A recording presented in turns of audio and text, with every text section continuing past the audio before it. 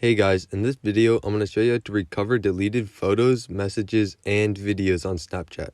So maybe you lost all your old videos or photos or whatever on Snapchat and you want to get them back. I'll show you how to do that in this video today. So first things first, go to Snapchat. Now from here, click on your Bitmoji in the top left corner and click on the settings icon in the top right corner.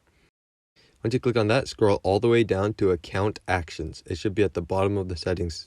Once you get here, click on My Data. It should be the second option from the bottom. And once you click on it, it'll bring you to a different page. And here, it'll show you all the data available in the app. And then it'll show you all the available data to download if you want to download it. You can read through all the data if you want to, but it's kind of just random things like login history and stuff. But then it also saves your photos, videos, and memories to it. So if you download this, you'll be able to get all that back. So you'll want to scroll to the bottom. You can look through it if you want to, but it's just, like I said, a bunch of random stuff plus the thing that you want. So once you get to the bottom, there should be a form that you can fill out. And you'll want to put in your email address for your Snapchat account. And then you can either choose from when you want the data to be. So like from December 2021 to December 2022 or anything like that. Or you can just turn it off by clicking on the button right beneath the second email option. It should be like a little green switch. And I found out that the choose the date thing is really glitchy for the website. So you'll just want to turn off that and it'll just download all the data for your Snapchat account.